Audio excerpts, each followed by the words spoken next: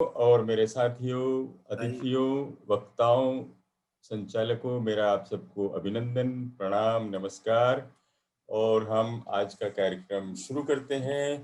केंद्रीय हिंदी संस्थान, विश्व हिंदी सचिवालय मॉरिशस और वैश्विक हिंदी परिवार का संयुक्त आयोजन, जिसमें आज हम आपके लिए लेकर आए हैं दो बहुत महत्वपूर्ण और लाभकारी कार्यक्रम। पहला कार्यक्रम है प्रौद्योगिकी की कार्यशाला, जिसमें हमारे मित्र वरिष्ठ प्रौद्योगिकीविद बालेंदु शर्मा दाधीच जी आज हमें बताएंगे माइक्रोसॉफ्ट एक्सेल के कुछ गुण, और हम उसमें और ज्यादा निपुण हो सकेंगे। माइक्रोसॉफ्ट एक्सेल बहुत उपयोगी कार्यक्रम है, बाकी कार्यक्रम भी उपयोगी हैं, लेकिन ये हमें बहुत मदद करता है हमारे रोजमर्रा के कामों को स्वचालित करने में और जल्दी जल्दी करने में।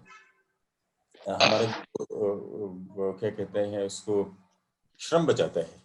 और इस कार्यक्रम का हमारा संचालन करेंगे अनूप भार्गव जी, अंतर्राष्ट्रीय संयोजक, खुद प्रौद्योगिकी में निपुण हैं। उनका भी स्वागत है। कार्यक्रम 2 में हम आज भाषा विमर्श पर चर्चा करेंगे, जिसमें आपके लिए हम लेकर आए हैं एक आत्मीय वार्तालाप विदेशी विद्वान हिंदी के जो हैं डॉक्टर हाइंस वर्नर वेसलर, उपसाला विश्वविद्यालय स्वीडन में प्राध्यापक हैं भाषा विज्ञान और भाषा शास्त्र के, और उनका साक्षात्कार लेंगे। उनसे बातचीत करेंगे डॉक्टर जवाहर कर्नावट। उनके सानिध्य में रहेंगे श्री अनिल जोशी, उपाध्यक्ष केंद्रीय हिंदी संस्थान। साथियों, आपका सबका पुनः अभिनंदन। और हम पहले कार्यक्रम की ओर बढ़ते हैं, और मैं बागडोर संभालता हूँ योग्य हाथों में अनूप भार्गव। धन्यवाद राजेश जी। सभी विद्वजनों को अनूप भार्गव का अमेरिका से शुभ प्रभात। यहाँ पे सुबह के 6:30 बजे हैं। आप सबसे पहले आग्रह है कि अगर आप बोल नहीं रहे हैं तो अपने आप को म्यूट कर दें, वरना मुझे सबको म्यूट करना पड़ेगा। आप एक बार सबको म्यूट कर दीजिए। जी, मैं वही करने जा रहा हूँ। क्योंकि मैं नहीं कर सकता शायद मैं। जी जी जी।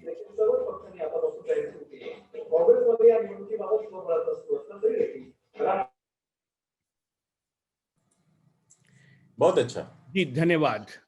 तो सबको शुभ प्रभात यहाँ का। और हम सीधे कार्यक्रम की ओर बढ़ते हैं। जैसा कि राजेश जी ने कहा, हमारे बीच में बालेंदु शर्मा दाधीच मौजूद हैं, जिन्हें स्नेह से हम तकनीकी की चलती फिरती हेल्पलाइन बोला करते हैं। तो बालेंदु माइक्रोसॉफ्ट में स्थानीयकरण के निदेशक हैं, और आप उनको कई बार सुन चुके हैं। बहुत से पुरस्कार उन्हें मिल चुके हैं, और निस्वार्थ भाव से बरसों से तकनीकी में अपनी सेवाएं दे रहे हैं। और आज के सत्र के बारे में, जैसा कि राजेश जी ने बताया, हम लोग माइक्रोसॉफ्ट एक्सेल के बारे में बात करेंगे। आप जानते ही हैं, Microsoft Excel Microsoft Office suites का एक अंग है। और यहाँ पर इतना ही कहना चाहूँगा कि हम में से जितने लोग माइक्रोसॉफ्ट एक्सेल को जानते भी हैं, वो मैं लगभग निश्चित रूप से कह सकता हूँ कि हम उसकी 50% से भी कम जो क्षमता है उसका हम लोग प्रयोग करते हैं। तो आज के सत्र में बालेंदु हमें दिखाएंगे कि किस तरह से हम सहजता से अपने जो हमारे काम हैं, रोजमर्रा की जो काम है, वो कितनी सरलता से हम कर सकते हैं। और सिर्फ यही नहीं, उसके आगे भी कुछ जो एडवांस फीचर्स हैं माइक्रोसॉफ्ट एक्सेल में, वो किस तरह से प्रयोग किए जा सकते हैं। माइक्रोसॉफ्ट एक्सेल में शायद कुछ ही लोगों को पता हो, लेकिन उसकी अपनी एक प्रोग्रामिंग लैंग्वेज है जिसमें कि पूरे एप्लीकेशंस डेवलप किए जा सकते हैं। तो हम लोग उस सीमा तक तो नहीं जाएंगे, लेकिन कुछ माइक्रोसॉफ्ट एक्सेल के जो सरल फीचर्स हैं और कुछ एडवांस फीचर्स हैं उसके बारे में बारिंदु आज हमसे बात करेंगे। आपके जो भी प्रश्न हो आप उसको चैट बॉक्स में डाल सकते हैं और हम लोग कोशिश करेंगे कि समय के रहते हुए उनका जवाब दे सकें। यदि कुछ प्रश्न रह जाते हैं तो हम उस कार्यक्रम के बाद में उस चैट को हम लोग कलेक्ट करते हैं और उसमें यदि आपके कुछ प्रश्न रह गए हैं तो हम उन प्रश्नों का जवाब देंगे। आप अगर चैट बॉक्स में अपना ईमेल पता डाल देंगे तो हमें सुविधा रहेगी। इन्हीं शब्दों के साथ मैं बालिंदु शर्मा दाधीच को आमंत्रित करता हूं कि वो आज के इस सत्र को संबोधित करें। धन्यवाद।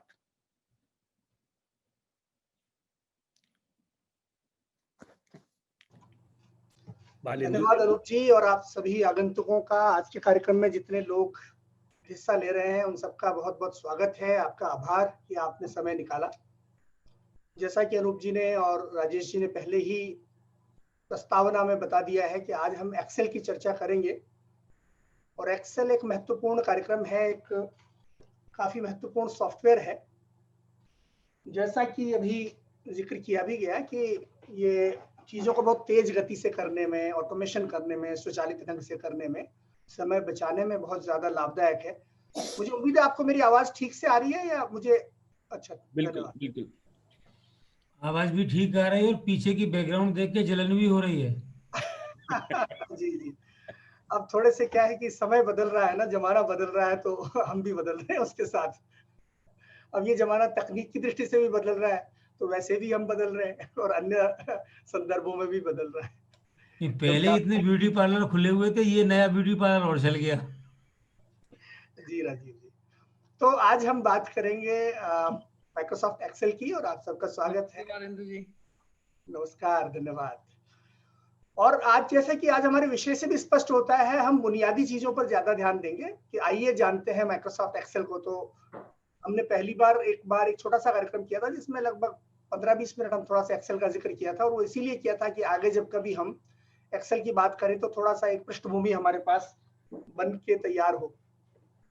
तो सबसे पहले मैं अपनी स्क्रीन को शेयर करूंगा और हम लोग बात शुरू करते हैं अपनी। तो मैं स्क्रीन शेयर करता हूं, मुझे कृपया अनुमति दे दें। वो डिसेबल किया हुआ है शायद स्क्रीन शेयरिंग। आप जैसा कि जानते हैं हम लोग सब कुछ प्रैक्टिकली ही करके देखते हैं। हाँ बिल्कुल आ गया है, तो मैं इसको खोल लेता हूं और आप मेरा एक्सेल शीट आप देख पाएंगे। तो ये मेरी एक्सेल शीट भी मैंने खोल ली है और अब हम बात शुरू करते हैं। तो सबसे पहली बात तो ये है कि ये जो हमारी आपको सामने दिखाई दे रही है इसको हम लोग बोलते हैं वर्कशीट और इसको स्प्रेडशीट भी बोला जाता है।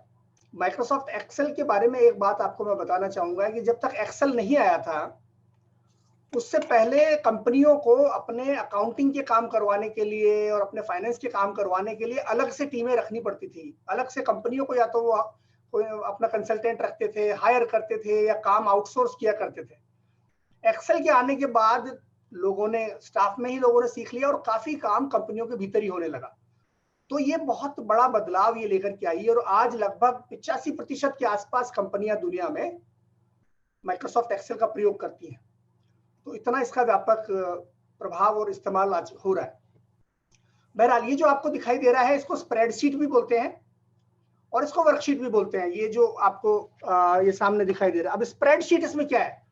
स्प्रेडशीट एक कॉमन नाम है, मतलब ये जितने भी इस तरह के प्रोग्राम होंगे, कुछ अन्य प्रोग्राम भी हैं जो इस तरह के होते हैं। मिसाल के तौर पर आपने लोटस 123 का नाम सुना हो, तो वो भी ऐसा ही एक प्रोग्राम था जैसा कि माइक्रोसॉफ्ट एक्सेल है। या फिर आप गूगल का अगर इस्तेमाल करते हैं ऑनलाइन जाकर के डॉक्यूमेंट्स, तो उसमें भी एक ऐसा ही प्रोग्राम जैसा एक्सेल है वैसा गूगल का भी है। तो ये वहां पर अगर जनरल टर्म्स में कहें तो हम लोग इसको बोलते हैं स्प्रेडशीट, लेकिन माइक्रोसॉफ्ट की टर्म्स में अगर कहें तो हम इसको बोलते हैं वर्कशीट। तो ये जो आपको यहाँ पर दिखाई दे रही है ये आपकी एक वर्कशीट है जो आप सामने देख रहे हैं। तो ये फर्क है।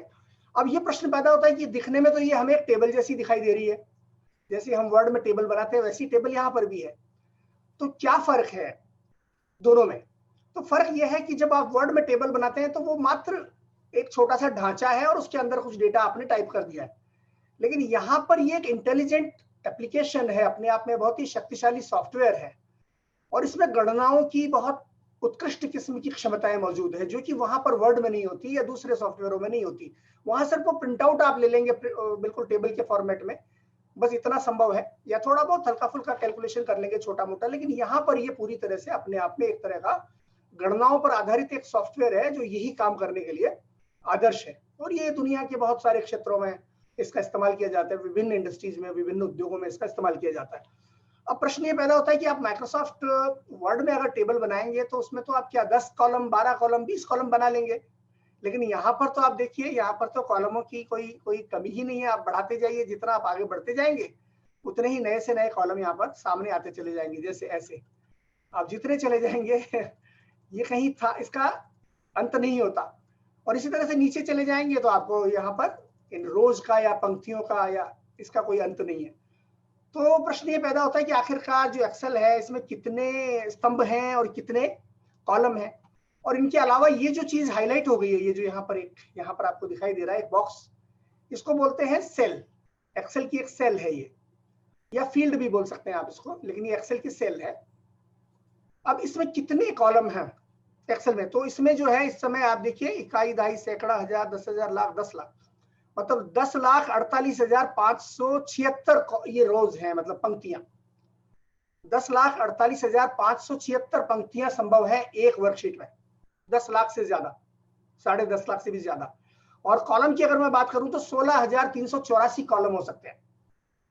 तो आप कल्पना कीजिए कि ये कितना लंबा चौड़ा इसमें क्षमता होगी। तो ये इतना लंबा हो सकता है, 10 लाख से ज्यादा पंक्तियां और 16,000 से ज्यादा कॉलम हो सकते हैं इसमें। अब जब ये इतने सारे हो गए तो ये जो सेल है इंडिविजुअल, ये कितनी होंगी? तो अगर आप इन दोनों को गुणा कर दें, पंक्तियों की संख्या को स्तंभों की संख्या से, तो इसका परिणाम आ जाएगा। और वो कितना? 17 अरब 17 करोड़ ऐसे इसमें कॉलम, ये सेल्स हो सकते हैं। 17 अरब 17 करोड़ ये बॉक्स हो सकते हैं जिसमें आप डेटा फीड करते हैं। अब स्वाभाविक है कि एक्सेल का प्रयोग हम आमतौर पर डेटा को रखने के लिए करते हैं, और डेटा जो है वो दो तरह का होता है। एक तो हो गया आपका क्वांटिटेटिव डेटा, यानी कि जिसमें अंकों का प्रयोग होता है। मिसाल के तौर पर आपके यहाँ पर किसी भी प्रकार की गणनाएं हो रही है, कोई भी रिजल्ट आ रहे हैं, आपके कोई भी कामकाज के, मान लीजिए कोई भी किसी पैमाने पर आपकी आकलन किया जा रहा है, या बच्चों को अंक मिले हैं, या तनख्वाह के फिगर्स हैं, अंकों को अगर आप लाएंगे तो उसको कहेंगे आप क्वांटिटेटिव डेटा। और डेटा का दूसरा जो भाग है, दूसरी श्रेणी है, वह क्वालिटेटिव डेटा, यानी आप क्या टेक्स्ट के रूप में उसमें डालते हैं या दूसरी चीजें आप उसमें डालते हैं। तो दो तरह का डेटा होता है और दोनों तरह का डेटा इसमें रखा जा सकता है। आप यहाँ पर देख भी रहे हैं कि यहाँ पर कुछ अंक दिए हुए हैं, ये अंक है, और यहाँ पर टेक्स्ट दिया हुआ है। तो दोनों तरह का डेटा इसमें मौजूद है, qualitative as well as quantitative, दोनों तरह का डेटा इसमें रह सकता है। अब बुनियादी काम जो है एक्सेल का वो क्या है? बुनियादी काम इसका है गणनाएं करना, परिणाम देना, निष्कर्ष निकालना, हमें मदद करना और चीजों को आसान बना देना हमारे लिए गणनाओं के जरिए। तो ये मेन काम है इसका। और गणनाएं जिस क्षेत्र में भी जिनकी जरूरत होती है वहां पर ये इस्तेमाल होता है, चाहे शिक्षा का क्षेत्र हो, चाहे वित्त का क्षेत्र हो, उद्योगों का क्षेत्र हो, सामान्य दफ्तर के कामकाज हो, आपके यहाँ तक कि छोटे मोटे घर के कामकाज हैं, हिसाब किताब, वो भी आप इसमें रख सकते हैं। मतलब इसकी छोटे काम से लेकर के बहुत बड़े बड़े कामों तक आप इसमें कर सकते हैं। और जैसा कि अभी अनूप जी ने जिक्र किया, इसके भीतर पूरे के पूरे एप्लीकेशंस भी बन जाते हैं, आप पूरे के पूरे सॉफ्टवेयर बना सकते हैं। जैसे आपको याद होगा, आप में से कुछ लोग जो इनकम टैक्स का रिटर्न भरते हैं तो शायद एक्सेल का उसमें आप इस्तेमाल करते होंगे। एक्सेल का मैक्रो बेस्ड एक वर्कशीट वो डाउनलोड करने के लिए बोलते हैं, और उसमें आप डेटा भरते हैं और वो आपको पूरा बताता है कि कहाँ पर क्या कमी है, क्या नहीं है। तो पूरे एप्लीकेशंस भी इसमें बनाए जा सकते हैं, बहुत ही शक्तिशाली ये सॉफ्टवेयर है। अब देखिए, जैसा कि मैंने आपसे कहा, बेसिक काम तो इसका डेटा है और आमतौर पर टेक्स्ट और अंक। तो मैं आपको दिखाता हूं कि आप जैसे यहाँ पर किसी भी जगह आपको अगर डेटा डालना है तो आप क्या करेंगे। उससे पहले हम ये समझें कि ये जितने भी आपको ऊपर स्तंभ दिए हुए हैं, इन सब की एक पहचान है। जैसे ये ए है, ये बी है, ये सी है, डी है, आपको सब ऊपर दिखाई दे रहा है। जितने भी स्तंभ है उन पर अंग्रेजी वर्णमाला के अक्षर दिए हुए हैं।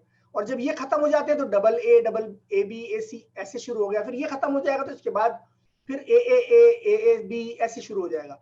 तो ये सभी को, चाहे कितने ही, जितने मैंने आपसे बताया 16,000 से ज्यादा जो कॉलम है, सारे कॉलमों के अपने अपने एक एक नाम है ऊपर, हर कॉलम का एक नाम दिया हुआ है। और इसी तरह से ये जो रोज हैं, पंक्तियां हैं, इन हर पंक्ति को एक अंक दिया हुआ है, जैसे 1 2 3 4 5। तो इसके आधार पर इसमें जितनी भी 17 अरब से ज्यादा जो ये सेल्स हैं, ये जो डब्बे हैं, हर डब्बे की अपनी पहचान है, जो कि वर्ड वगैरह में नहीं होती। इसके हर डिब्बे की एक पहचान है। जैसे ये जो डिब्बा है आपको जो यहाँ दिखाई दे रहा है, जो मैंने हाईलाइट किया हुआ है, जब मैं इस पर क्लिक करता हूं तो आप देखेंगे ये इस कॉलम में आता है, पी कॉलम में आता है, पी स्तंभ में आता है, और इधर देखेंगे तो 7वीं पंक्ति में आता है। पी स्तंभ और 7वीं पंक्ति, पी कॉलम और 7th रो। तो इसका अपना जो इसकी आइडेंटिटी है इस बॉक्स की, वो यहां पर दिखाई दे रही है कोने में। देखिए यहाँ पर P7 इस जगह, P7। तो हर कॉलम, हर स्तंभ की और हर रो की और हर सेल की अपनी आइडेंटिटी है।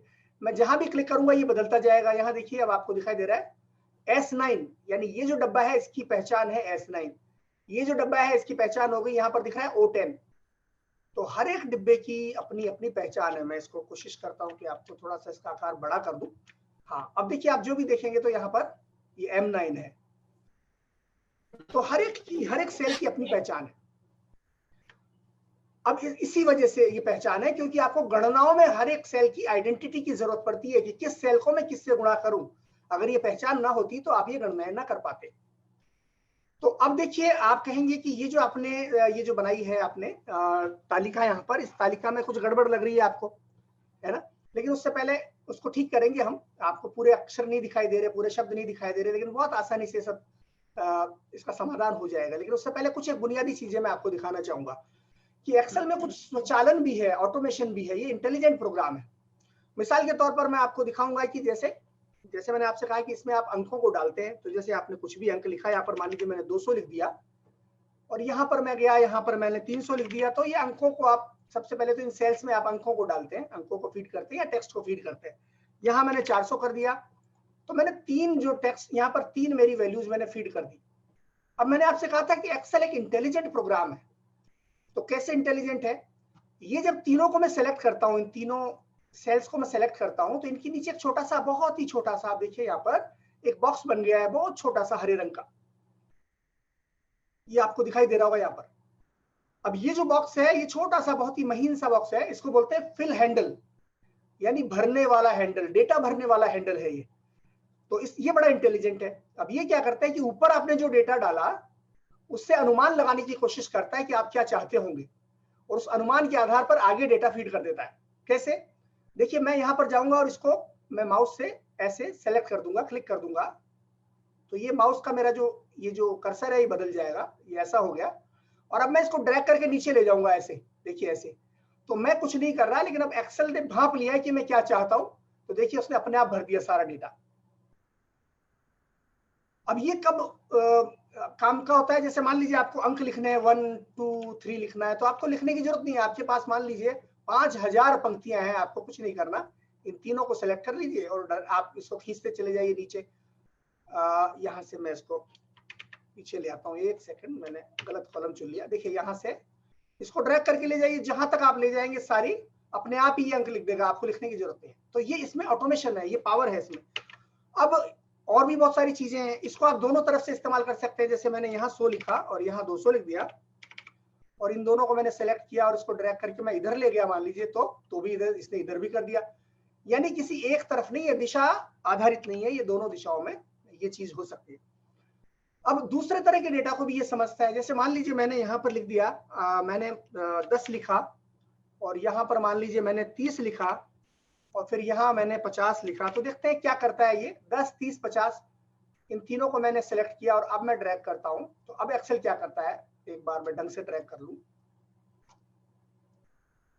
अब मैंने ड्रैग किया तो देखिए ये समझ गया कि दोनों के बीच में 20 का अंतर रखना है, और इसने अपने आप ही 20 का अंतर रख के आगे बढ़ा दिया सारा। तो ये इसमें इंटेलिजेंस इनबिल्ट है। अब कुछ और बताता हूं मैं आपको बातें। मान लीजिए मैंने, खैर ये तो अंक हुए, अंकों की बजाय मैंने कुछ और लिख दिया। मान लीजिए मैंने यहाँ लिख दिया, मैंने वार लिखा, संडे लिख दिया, और यहाँ मंडे लिख दिया, संडे मंडे। और मैंने इन दोनों को पकड़ा और मैंने फिर इसको ड्रैग किया। तो देखिए ये जानता है कि शायद आप पूरे सप्ताह की कोई तालिका बनाना चाहते हैं, तो पूरी तालिका इसने बना दी, सारे वार इसने अपने आप भर दिए। अब मान लीजिए मैंने इसमें सिर्फ एक ही लिखा होता, संडे, तो फिर ये नहीं समझता। फिर ये समझता है कि शायद आप जो है संडे को ही इस्तेमाल करना चाहते हैं सारों में। अगर आप ड्रैग कर रहे हो तो शायद संडे का ही विभिन्न डेटा आप डालना चाहते हैं, लेकिन नहीं, देखिए इसने पहचान लिया संडे मंडे वेडनेसडे, तो ये समझ रहा है। ठीक है, तो ये इसमें, इसके अंदर वो क्षमता है कि ये अपने आप पहचानने की कोशिश करता है, आपकी तालिका के आधार पर अंदाजा लगाता है। इसको मान लीजिए मैं संडे की बजाय कुछ और करता, जैसे आपके मन में प्रश्न हो सकता है जनवरी, तो अब देखते हैं क्या करता है ये। तो इसने कर दिया, ये जानता है कि आप शायद ऐसी तालिका बनाना चाहते हैं जो साल भर की तालिका है। तो इसमें इस तरह की ये गुणवत्ता है, इसमें इस तरह की इंटेलिजेंस मौजूद है। तो एक तो बात ये हुई, और आपने देखा फिल हैंडल, जिसको मैं ड्रैग कर रहा था वो फिल हैंडल था, लेकिन ये फिल हैंडल इसमें सिर्फ इतनी सी ही इंटेलिजेंस नहीं है, इसमें और भी बहुत कुछ इंटेलिजेंस है। और एक्सेल का बहुत सारा काम इस फिल हैंडल की मदद से होता है। मैं कहूंगा कि जो एडवांस लेवल का जितना भी काम होता है उसमें कम से कम 30-40% भूमिका इस फिल हैंडल की हो सकती है। इसको हम आगे और देखेंगे। तो अब ये होगी कुछ बात। अब आपने कई बार ऐसी रिपोर्टें देखी होंगी जिसमें आपने देखा होगा कि यहाँ पर जैसे आपने लिखा, किसी संस्था का नाम लिखा, जैसे मान लीजिए मैं यहाँ पर लिखता हूँ केंद्रीय हिंदी संस्थान।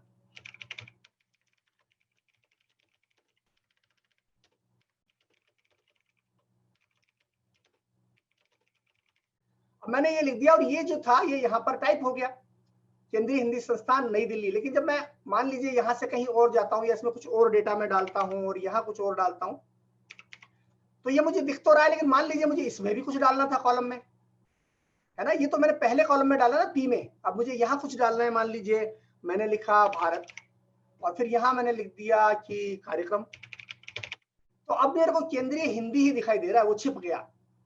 अब या तो एक तरीका ये कि मैं इसको ऐसे खींच के ड्रैग करके इसका साइज बढ़ाऊं। एक तरीका और हो सकता है कि आप अपने एक्सेल शीट की प्रॉपर फॉर्मेटिंग करना चाहे। मान लीजिए आप चाहें कि भाई मेरा जो केंद्रीय हिंदी संस्थान लिखा है ये ऊपर आ जाए और उसके बाद बिल्कुल जैसे MS वर्ड में आप फॉर्मेटिंग करते हैं वैसे ही एक्सेल में करूं मैं। तो कैसे करेंगे? तो उसके लिए आपको क्या करना है, आप सीधे से आप होम में जाएंगे और इन तीनों को आप सेलेक्ट कर लेंगे। इस तरह से जो कॉलम थे, तीनों कॉलमों को आपने सेलेक्ट कर लिया और यहाँ पर देखिए होम में मर्ज एंड सेंटर लिखा है, मर्ज एंड सेंटर, यानी इनको मिक्स कर दो। ये जो तीन अलग अलग कॉलमों में जो दिखाई दे रहा है इसको सिंगल कॉलम बना दो।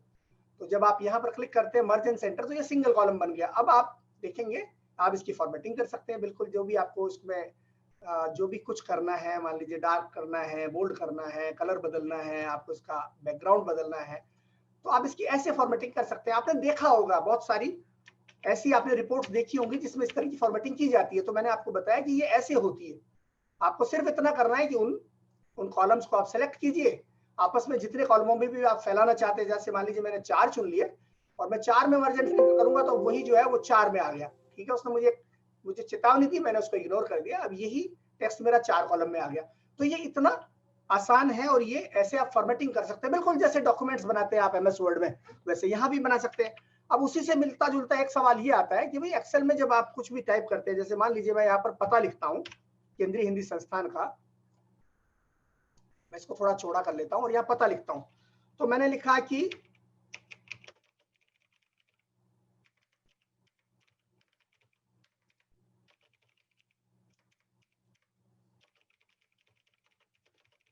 ये लिखा और उसके बाद मुझे एंटर दबाना है। तो मैं एंटर जैसे ही दबाता हूँ तो क्या होता है, अगले कॉलम में अगली मैं रो में चला जाता हूँ। अब मतलब वो उसमें नहीं रहा बल्कि मैं अगले पंक्ति में चला गया, जबकि मैं लिखना चाहता था इसी में। तो मैं क्या करूंगा, तो मैं इसके अंत में आकर के असल में मुझे करना क्या है कि मैं ऑल्ट दबाकर एंटर दबाऊंगा, ऑल्ट एंटर। तो फिर मैं अगले में नहीं जाऊंगा बल्कि मैं वहीं पर ही अपना काम कर पाऊंगा, जो भी मैं काम कर रहा हूँ। ये अगले में चला गया, लेकिन अगर मैं ऑल्ट दबाता हूं तो मैं उसी में काम कर रहा हूं लगातार। अंत में जाकर के यहाँ पर क्लिक करूंगा और मैं ऑल्ट दबा दूंगा और एंटर दबाऊंगा। तो अब आप देखेंगे कि ये उसी कॉलम में आ गया। उस कॉलम उसकी रो का जो साइज था वो बढ़ गया है, उसकी हाइट बढ़ गई है, लेकिन ये उसी में आ गया। और अगर मैं यहाँ पर अब एंटर दबाता हूँ तो मैं अगले में चला जाता हूँ। भारत लिखा मैंने तो अगला आ गया, उसके बाद मैंने मान लीजिए हिंदुस्तान लिखा, अगले में आ गया। एंटर दबाते ही मैं आगे बढ़ जाता हूँ। लेकिन अगर मैं एंटर के पहले ऑल्ट दबा देता हूँ तो फिर मैं उसमें जितनी पंक्तियों में टाइप करना चाहता हूँ वो मैं कर सकता हूँ। तो ये कुछ बुनियादी जानकारियां थी जो हमें अक्सर इनकी जरूरत पड़ती है। अब इसको मैं डिलीट कर देता हूँ और आगे बढ़ते हैं हम लोग। तो आपने बहुत सारी चीजें, शुरुआती चीजें जान ली। अब जो मैं आपको बता रहा था वो ये था कि ये जो सारा टेक्स्ट है यहाँ पर, ये हमको दिखाई नहीं दे रहा। तो जब भी आपका टेक्स्ट आपके कॉलम के दायरे से बाहर जा रहा है और कॉलम का आकार छोटा है तो वो इस तरह से दिखाई देता है, जैसे यहाँ पर दिखाई दे रहा है ये हैश के निशान। इसके अंदर कुछ ना कुछ डेटा है, लेकिन असल में कॉलम छोटा है आपका तो डेटा को दिखा नहीं पा रहा। तो यहाँ पर उसने ये हैश के निशान लगा दिए। अब इसको आप कैसे दिखाएंगे, या तो आप इसको ऐसे ड्रैग कर लें और उसका साइज बढ़ाएं, आपका जो कॉलम था उसका साइज बढ़ाएं ऐसे, तो यहाँ पर ये दिखने लगा, है ना। हर एक का इंडिविजुअली आप करें, या फिर आप क्या कर सकते हैं कि इनमें से जो दो आपको दिखाई नहीं दे रहे, इन दोनों को सिलेक्ट कीजिए, कॉलमों को ऊपर जाके क्लिक कीजिए और इसको भी क्लिक कीजिए, और इसके बीच में जो जगह है इस पर डबल क्लिक कर दीजिए यहाँ पर। तो देखिए क्या होता है, अपने आप सारे कॉलम जो थे, 2 कॉलम जिनको मैंने चुना, वो दोनों कॉलम, उनका आकार एकदम सही हो गया। दोनों कॉलम को सेलेक्ट कीजिए, बीच में डबल क्लिक कर दीजिए, तो आपको हर एक को नहीं करना। अब जरा आप कल्पना कीजिए कि आपकी एक्सेल शीट में मान लीजिए 2000 कॉलम थे, तो आप हर एक को थोड़ी बढ़ाते रहेंगे, है ना। कोई ऐसी कमांड होनी चाहिए कि सारे के सारे अपने आप ठीक हो जाएं। तो जी हाँ, वो अपने आप हो सकते हैं। मुझे क्या करना है, मैंने सारा सिलेक्ट कर लिया, जितने भी कॉलम थे सिलेक्ट कर लिए, या फिर इसको मैं मान लीजिए इंडिविजुअली सेलेक्ट कर लेता हूँ। यहाँ पर A B C D मैंने इनको सेलेक्ट कर लिया कॉलमों को, और उसके बाद देखते हैं कि क्या होता है। ये कॉलम सेलेक्ट हो गए, और कहीं भी जाकर के मैं 2 लाइनों के बीच में यहाँ पर डबल क्लिक करूंगा तो सारे सेट हो जाएंगे, सबका आकार अपने आप सही हो जाएगा, उसमें जो भी नाम लिखे हुए हैं पूरे पढ़ने में आ रहे हैं। देखा आपने, मैं दोबारा दिखा देता हूँ। मैंने ये हटा दिया, मैंने सारा सिलेक्ट कर लिया मैटर अपना, ऊपर कॉलमों पर क्लिक करके, और किसी भी 2 कॉलम के बीच में डबल क्लिक कर दीजिए आप, किसी भी 2 के बीच में, तो पूरी की पूरी आपकी एक्सेल शीट फॉर्मेट हो गई 1 सेकंड से भी कम समय में। तो ये आपकी फॉर्मेटेड एक्सेल शीट आपके सामने है। अब इसमें आपको जैसे फॉर्मेट करना हो तो बहुत आसान है। आपने मान लीजिए इसको सिलेक्ट करना है, इसको बोल्ड करना है मैटर को, तो आपने रो पर क्लिक करेंगे तो रो सेलेक्ट हो जाती है, कॉलम पर क्लिक करते हैं तो कॉलम सेलेक्ट हो जाता है। मान लीजिए मैंने कॉलम पर क्लिक करके बी दबा दिया तो ये सारा बोल्ड हो गया, पूरा कॉलम मेरा फॉर्मेटिंग हो गई। मान लीजिए मैंने रो को सिलेक्ट किया और इस पर भी दबा दिया तो ये सिलेक्ट हो गया, और ये मेरा सारा बोल्ड हो गया है, इसका जो मैटर था।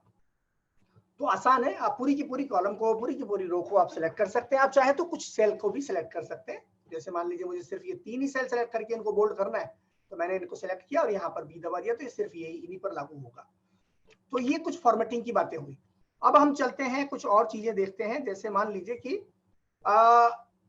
आपको ये जो आपकी टेबल दिखाई दे रही है, इस टेबल में सॉर्टिंग, मान लीजिए आपको सॉर्ट करना हो कोई भी डेटा, तो कैसे करेंगे। ये जो आपकी जो पूरी वर्कशीट है, इसको हमें सॉर्ट करना है। इसका डेटा मतलब कम से ज्यादा की तरफ बढ़ते हुए, ज्यादा से कम की तरफ, असेंडिंग या डिसेंडिंग ऑर्डर में।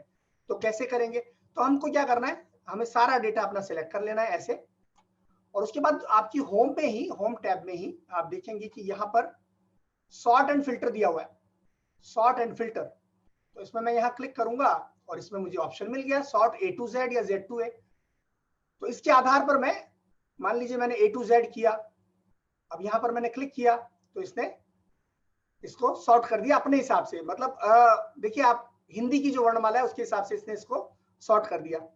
अब मान लीजिए मैं ऐसा करता हूं कि कोई भी एक कॉलम चुना मैंने, मान लीजिए ये मैंने बिक्री का लक्ष्य चुना या वास्तविक बिक्री चुनी मैंने, हर व्यक्ति ने कितनी बिक्री की, और अब मैं सॉर्ट में जाता हूं।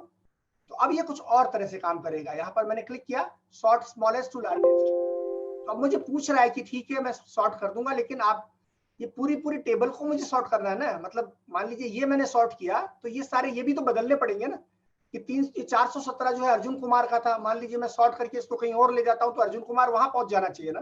तो मैंने कहा हाँ बिल्कुल, आप उसको भी सबको सॉर्ट करो। तो मैंने जैसे सॉर्ट बटन दबाया, आप देखिए पूरा मेरा इस अंकों के आधार पर सॉर्ट हो गया, मतलब कम से ज्यादा।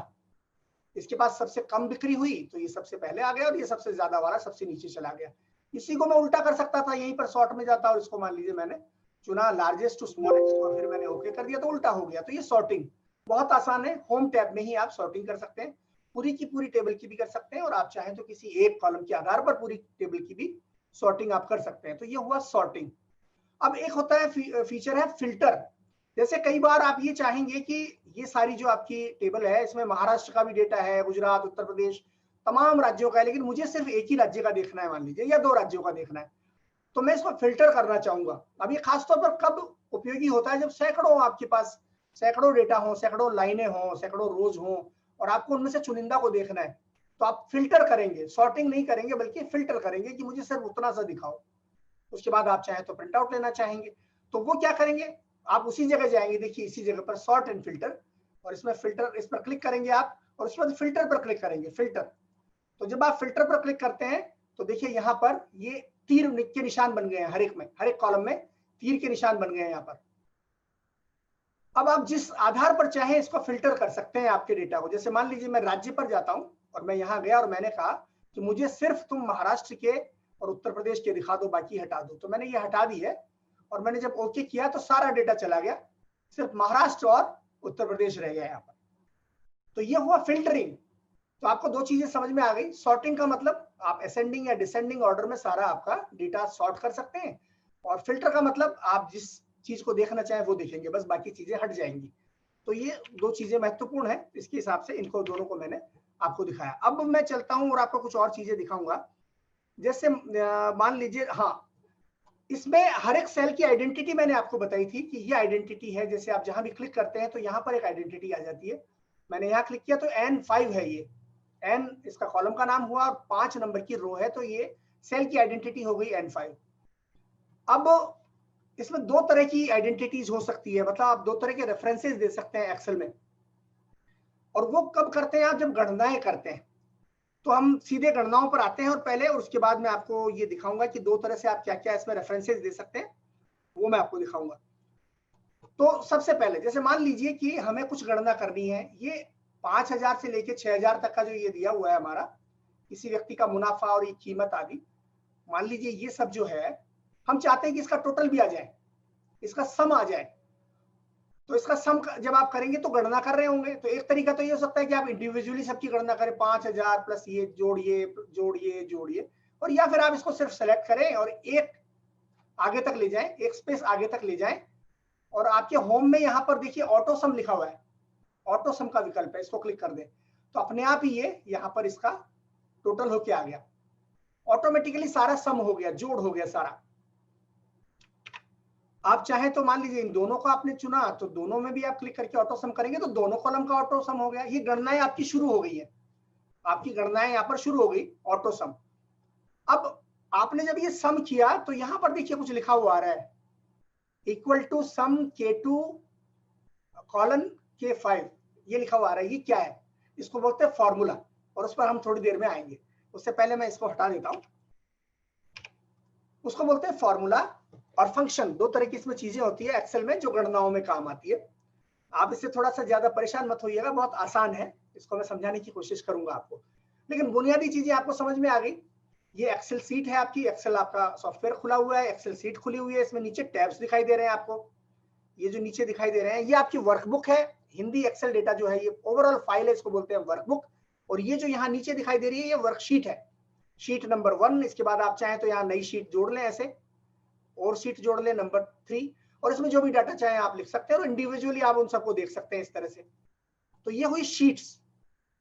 और ये जो सारी फाइल है इसको आप बोलते हैं वर्कबुक, और इनको बोलते हैं वर्कशीट्स, और इनको बोलते हैं वर्कशीट। शायद किसी का माइक अनम्यूट है, कृपया म्यूट कर लें। तो वर्कबुक ये पूरी हो गई, और इसके अंदर ये छोटे छोटे जो टैब्स हैं ये वर्कशीट्स हो गए, ये वर्कशीट्स के टैब्स हैं। अब मान लीजिए कई बार क्या होता है कि आपको एक वर्कशीट को कॉपी करना है। मान लीजिए आपने कुछ डेटा बनाया और आपको लगा कि ये कहीं मेरे से डिलीट ना हो जाए, तो क्या करूं? तो कॉपी करेंगे तो एक तरीका तो ये हो सकता है कि आप सबको ऐसे कॉपी करें, यहाँ पर जाएं, कॉपी कर लें और आप एक नई वर्कशीट बना लें। यहाँ पर जैसे मैंने नई वर्कशीट बना ली। अब आपको मैं ये भी बता रहा हूँ इस प्रक्रिया में कि एक्सेल में आप कॉपी कैसे करेंगे बिना डेटा को लूज किए। तो यहाँ से मैंने सारा ऐसे सेलेक्ट किया और कॉपी कर लिया, जैसे आप वर्ड में करते हैं, और मैं दूसरी शीट में गया और यहाँ पर जाकर के सिर्फ एक मैंने सिंगल सेल को चुना, यहाँ पर सिंगल सेल पर क्लिक कर दिया, किसी भी एक सेल पर, सिर्फ एक पर, और अब मैं पेस्ट बटन दबाता हूँ। मान लीजिए पेस्ट दबाया मैंने, अपने आप को सारा यहाँ पर आ गया। मुझे इंडिविजुअली गणना नहीं करनी पड़ी कि मेरी एक्सेल सीट में पिछली वाली में कितने लाइनें थी और कितने कॉलम थे, उतने गिनूं और फिर उसमें पेस्ट करूं। नहीं, सिर्फ आपको एक ही चुनना पड़ा, कोने की एक आपने चुन ली, कोई भी सेल, जैसे यहाँ मैंने चुना और यहाँ पेस्ट कर दिया तो वो यहाँ आ गई। बाकी काम एक्सेल अपने आप कर लेगा, उनको कितने कॉलम में लगाना है कितने में नहीं लगाना है वो अपने आप कर लेगा। तो ये हुआ एक तरीका आपको एक्सेल में कॉपी करने का, और ये आप एक वर्कशीट के भीतर भी कर सकते हैं। जैसे आपने यहाँ कॉपी किया और मान लीजिए यहाँ जाके मैंने पेस्ट कर दिया तो इसके भीतर भी हो गया। मतलब जितने बार आप चाहें डेटा को कॉपी कर सकते हैं एक जगह से दूसरी जगह, और आपको ज्यादा उसमें उलझन में नहीं पड़ना। कई बार मैंने देखा है लोग क्या करते हैं, वो सेलेक्ट करने की कॉपी में कोशिश में लगे रहते हैं कि कितने करूं यार, इसमें कितने थे, 20 लाइनें थी और ये कितने थे, और वो उतना ही एग्जैक्ट सेलेक्ट करेंगे और फिर उतना पेस्ट करेंगे, जो कि वर्ड की हमारी आदत है, लेकिन इसमें यहाँ पर जरूरत नहीं है। अब आपको शीट को कॉपी करने का एक और तरीका बताता हूँ, इसको मैं डिलीट कर देता हूँ। मान लीजिए आपको इस शीट की कॉपी करनी है, एग्जैक्टली दूसरी शीट आपको बनानी है वर्कशीट, तो आप क्या करेंगे, कंट्रोल आपका दबा लीजिए, कंट्रोल कुंजी को दबा लीजिए आपके कीबोर्ड में, और शीट पर जाइए और इसको ड्रैग कीजिए, आपकी जो एग्जिस्टिंग शीट है उसको ड्रैग कीजिए यहाँ पर ऐसे और छोड़ दीजिए, तो अपने आप ही शीट नंबर 2 बन गई देखिए। और इस शीट में मैं क्लिक करूंगा तो इसमें भी वही डेटा है, मैंने इसको ड्रैग करके यहाँ किया तो ये तीसरी बन गई, इसमें भी वही डेटा है।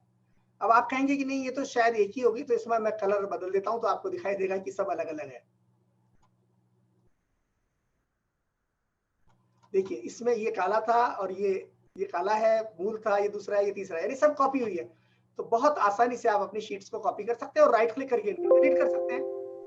इसी तरह से राइट क्लिक करके आप नई शीट बना सकते हैं, या फिर यहाँ प्लस के निशान है, यहाँ पर प्लस का निशान, इससे नई शीट बना सकते हैं। तो ये हुआ कॉपी पेस्ट करना और एक शीट की दूसरी कॉपी बनाना। अब मैं एक कॉपी बना लेता हूं, चूंकि हमें आगे काम आएगी, तो मैंने कंट्रोल बटन को क्लिक किया और यहाँ पर ड्रैग कर दिया, तो एक शीट मेरी एक कॉपी और बन गई, ताकि हम इसके साथ, इस डेटा के साथ में थोड़ा खेल सकें, इसके साथ हम कुछ गणनाएं कर सकें। अब हम कुछ गणनाएं करते हैं। मान लीजिए कि ये वाला जो मुनाफे वाला है, इसमें मैं जाता हूं और मुझे यहाँ 2 डेसिमल दिए हुए, दशमलव के 2 निशान है, 5000.00, तो यहाँ पर 2 दशमलव के निशान तक का आंकड़ा मैंने लिया, मैं इसको हटाना चाहता हूँ, मैं इसको सिंपल बनाना चाहता हूँ, तो मैंने इसको सिलेक्ट कर लिया कॉलम को, और उसके बाद देखिए यही होम में आपको यहाँ पर दिखाई दे रहा है नंबर, इसमें फॉर्मेटिंग है, तो आप चाहें तो इसकी फॉर्मेटिंग कर सकते हैं आपकी हर एक कॉलम की। कैसे, मैंने यहाँ सेलेक्ट कर लिया और यहाँ पर दिया है कि आप कितने दशमलव रखना चाहते हैं, कम करना चाहते हैं तो इसको क्लिक कर दीजिए, ज्यादा करना चाहते हैं तो इसको कर दीजिए, मतलब इसको कम करने के लिए इस्तेमाल कीजिए इसको, और इसको ज्यादा डेसिमल पॉइंट्स बनाने के लिए आप इस्तेमाल कर सकते हैं, जितने चाहे आप ऐसे कर सकते हैं। अब मैंने समाप्त कर दिया, सामान्य डेटा बन गया। मान लीजिए मुझे यहाँ पर मुझे करेंसी लिखनी होती, यहाँ पर मुझे डॉलर लिखने होते या रुपए लिखने होते, तो मैं क्या करता, मैं इसको सिलेक्ट करता और यहाँ पर देखिए आपको सामने दिखाई दे रहा है होम टैब में, यहाँ डॉलर है, मैंने डॉलर पर क्लिक किया तो ये सारे डॉलर बन गए अपने आप। इसी तरह से मुझे मान लीजिए परसेंटेज लिखना होता, प्रतिशत लिखना होता, तो भी यहाँ प्रतिशत दिया है तो ये प्रतिशत बन जाता है ऐसे। अब इसने अपने आप प्रतिशत करते समय कैलकुलेशन भी कर दिया कि चूंकि यहाँ पर 5000 था तो ये कितने प्रतिशत बनेगा, 100 के अगर प्रतिशत निकाला जाए तो 5000 को आप कितना कहेंगे, 50,000 प्रतिशत हो गया, ये नहीं 5 लाख प्रतिशत हो गया मेरे ख्याल से, हाँ 5 लाख प्रतिशत हो जाएगा। तो ये मैं आगे और स्पष्ट करूंगा आपको, अभी थोड़ा कंफ्यूजिंग लग सकता है लेकिन कोई बात नहीं, फिलहाल इसको छोड़ते हैं।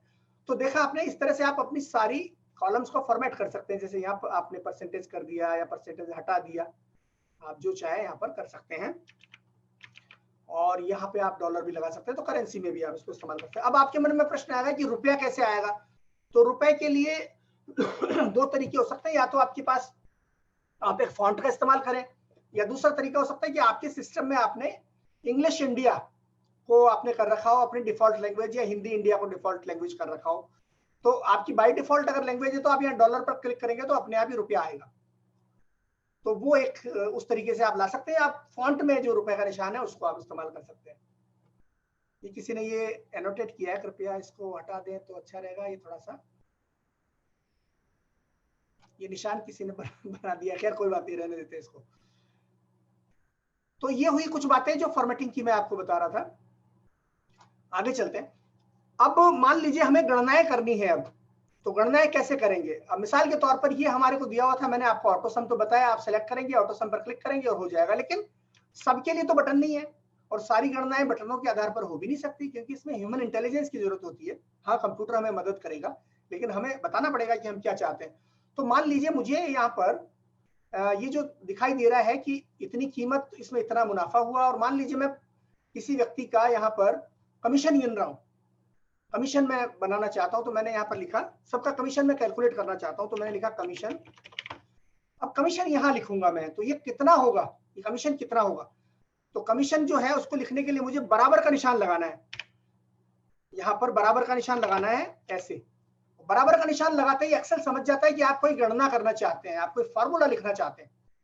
अब देखिए फॉर्मूला क्या होता है, फॉर्मूले का मतलब आप जो भी आपस में गणनाओं के लिए जो इबारत इस्तेमाल करते हैं, प्लस माइनस मल्टीप्लाई, मतलब विभाजन करना है या गुणा करना है आदि, तो उसके लिए जो आप प्रक्रिया इस्तेमाल करते हो आप उसको बोलोगे फॉर्मूला। और इसके अंदर फंक्शंस भी होते हैं। फंक्शन क्या होते हैं, ऐसे फॉर्मूले जो पहले से ही डिफाइंड है, जो पहले से ही एक्सेल ने बना के रखे हुए हैं आपकी सुविधा के लिए, यानी आपको पूरा लिखने की जरूरत नहीं है, उस फंक्शन का आप इस्तेमाल करेंगे तो वो ऑटोमेटिक तरीके से आपका फॉर्मूला लिख दिया जाएगा। बहरहाल समझते हैं इसको थोड़ा सरल शब्दों में। मुझे कमीशन लिखना था तो सबसे पहले मैंने जैसा कि आपको बताया, मैं बराबर का निशान लगाऊंगा। बराबर का निशान लगाने का मतलब यहाँ पर मैं कोई गणना करना चाहता हूँ। अब बराबर का निशान लगाने के बाद मैं ये देखूंगा कि ये जो था मेरा, जहां पर कीमत लिखी हुई है, ये सेल जो सेल थी, इसकी आइडेंटिटी क्या है? तो इसकी आइडेंटिटी है जे, और यहाँ पर देखिए इस साइड में तो यहाँ पर लिखी है 3 नहीं 2, तो ये आइडेंटिटी इसकी है, कीमत जो है वो J2। यहाँ पर ये जो सेल दिखाई दे रहा है ये J2 है, तो मैं यहाँ पर लिख दूंगा J और उसके बाद 2। तो मैं इसको एक्सेल को बता रहा हूँ कि मैं जो गणना करूंगा वो इस कॉलम की गणना करना चाहता हूँ, कीमत की, क्योंकि मैंने इस कीमत, जितनी भी कीमत थी उस पर मुझे 5% मान लीजिए मुझे कमीशन देना है, मुझे 5% कमीशन देना है मान लीजिए, तो मैं उसको एक्सेल को बता रहा हूँ कि J2 में जो डेटा लिखा हुआ है वो यहाँ पर मैं उसकी गणना करूंगा। तो मैंने यहाँ पर J2 लिख दिया। अब J2 लिखने के बाद मैं लिखूंगा कि गुणा 5 भाग 100, इतना मुझे कमीशन देना है। इस पर मैंने जैसे ही इसको दबाया तो इसने कमीशन मेरा कैलकुलेट कर दिया कि भैया इसका इतना कमीशन बन गया। 5% कमीशन आप दे रहे हैं, यानी 675 रुपए लगेंगे। अब 675 हो गए। इसके बाद देखिए मैंने फिल हैंडल बताया था ना आपको, जो अपने आप काम करता है, तो यहाँ पर देखते हैं कि वो क्या जादुई काम करता है। अब मुझे हर एक के लिए इंडिविजुअली अलग अलग मुझे गणना करने की जरूरत नहीं है। मैं इस फिल हैंडल को खींचूंगा और इसको यहाँ ले जाऊंगा नीचे तक, तो देखिए सारों की इसने अपने आप ही कर दी। जितने भी थे, जितनी भी चीजें बिकी, सबका कमीशन अपने आप तय कर दिया इसने, सब अपने आप दिखा दिया। यहाँ पर फिल हैंडल से मैं दोबारा दिखाता हूँ। देखिए मैंने फिल हैंडल को यहाँ पर क्लिक किया और इसको ड्रैग करके नीचे ले आया, तो सब कुछ अपने आप गणनाएं होगी।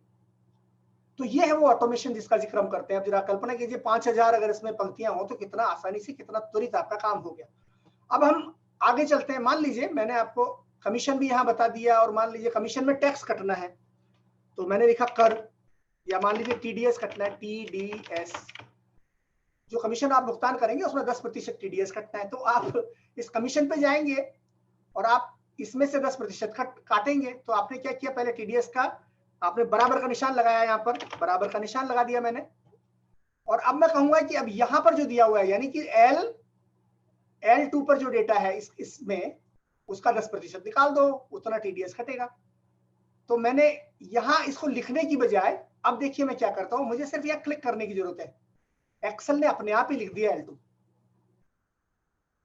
मैं अपने हाथ से लिख रहा था ना पहले L2, मुझे ढूंढना पड़ रहा था कि इसको क्या नाम है इस सेल का, तो मुझे नहीं करना पड़ा।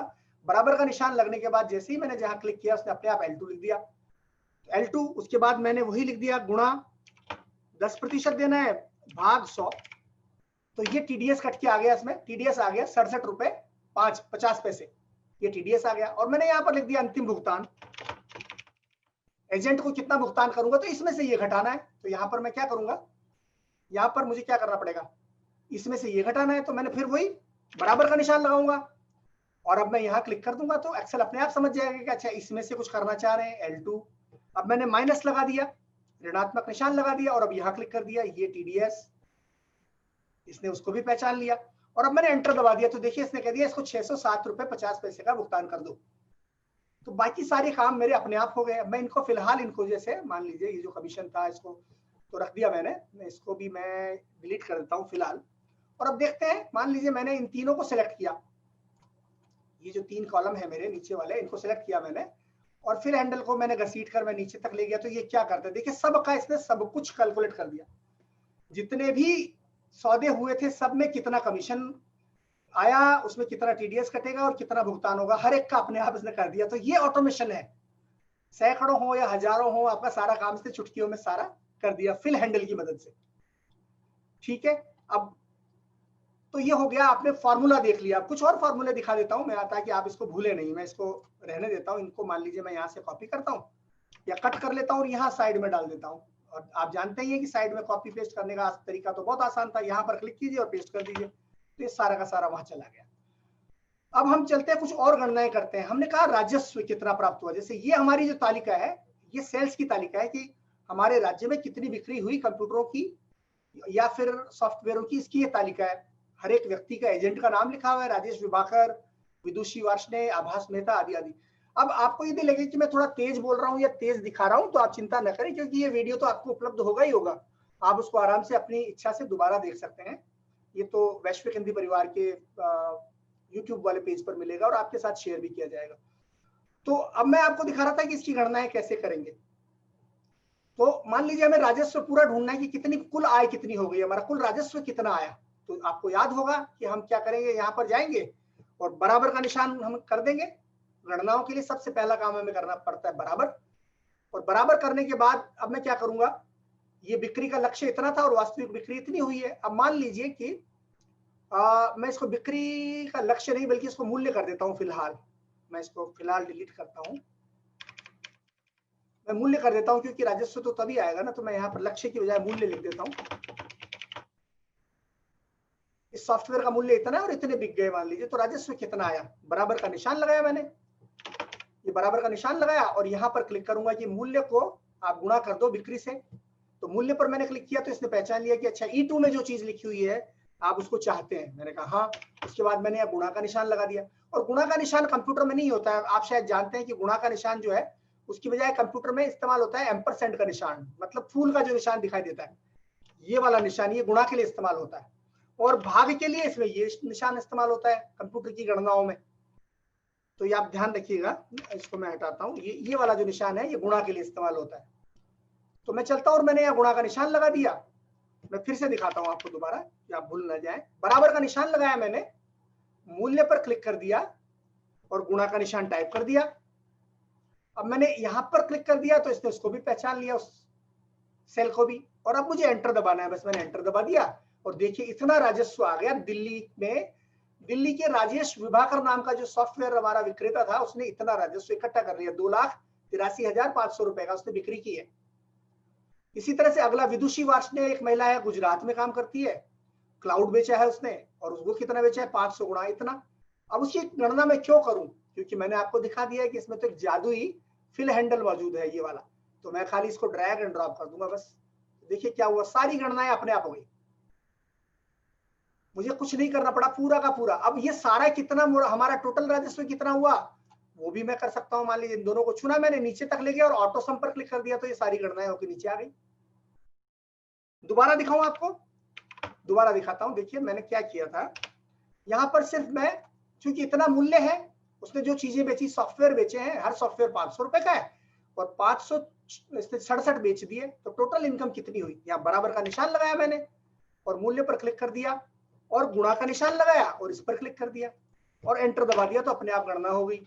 उसके बाद मैंने इसको सिलेक्ट कर लिया और ये ड्रैग करके मैं फिल हैंडल को नीचे ले आया, तो सारी की सारी गणनाएं हो गई। अब इसके बाद आप जो चाहे कर सकते हैं। जैसे मान लीजिए मुझे फिर से इसमें मुझे मुनाफे का कैलकुलेशन करना है, मुनाफा। तो मुनाफा जो है मैं वो कैलकुलेट कर सकता हूं यहाँ पर। अब मुनाफा मान लीजिए मुझे यहाँ पर कैलकुलेट करना है और मुनाफा जो है मेरा 5% है ना। तो मैं क्या करूंगा, 5% करने के लिए मैं यहाँ पर ये लूंगा और यहाँ, क्षमा करें, यहाँ पर पहले बराबर का निशान लगाऊंगा, बराबर का निशान, और ये किया और गुणा मैंने 5 कर दिया और अब मैंने एंटर किया तो क्या आता है, ये आ गया। ये तो ज्यादा आ गया क्योंकि मैंने 100 से अभी डिवाइड नहीं किया, लेकिन यहाँ परसेंटेज लगा के देखते हैं तो ये तो और भी बिगड़ गया, है ना। तो यहाँ पर हमें क्या करना था, असल में ये जब किया तो आपने देखा कि यहाँ पर फॉर्मूला लिखा हुआ आ रहा है।